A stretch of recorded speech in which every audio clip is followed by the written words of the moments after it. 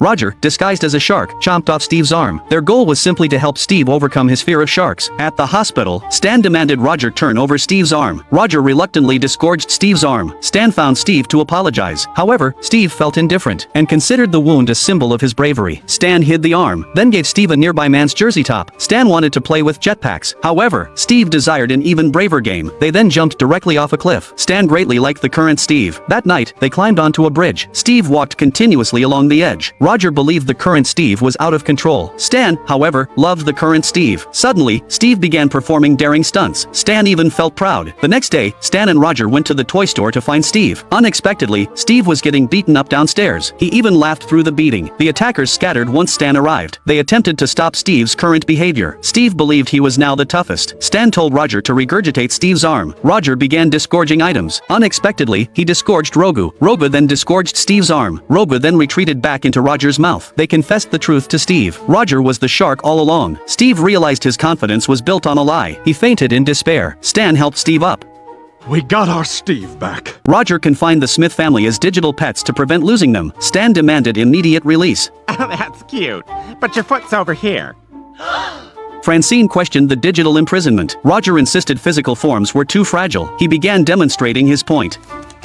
Oh, I'm gonna be sick. Promising they'd live centuries. Hayley thought she heard noises outside. Roger went to investigate. Steve realized the computer connected to an external printer. They could use drawing tools to contact Klaus. Hayley started sketching. Roger trashed the drawing application. Steve ejected the disk.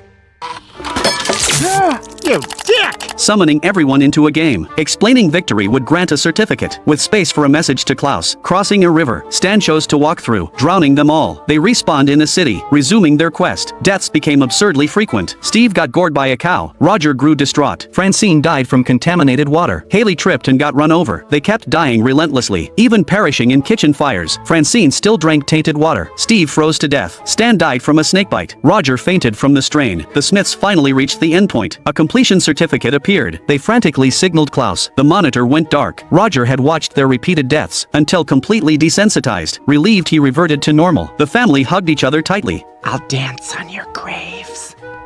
Just how perilous was Roger's water slide? Merely placing flip-flops on it catapulted them into orbit. Roger decided to test it himself. The descent velocity proved extreme. Forced to brake with hands and feet, barely avoided becoming space debris. A month prior, Roger and Hayley visited a water park. Enthralled by the slides, Klaus even bicycled down one. Hayley declared it Earth's ultimate fun zone. They refused to leave. Unexpectedly stayed 12 days sliding. Damn it, we came home. Later reminiscing about the experience. The permanent layer of moisture on every restroom toilet seat. Hayley proposed building their own slide. They constructed it immediately. A stranger attempted the inaugural ride. Klaus tried warning him off. Suck my losers! Once seated, the man soared skyward, crash-landed onto a distant car. Did that sound like he landed in someone else's pool?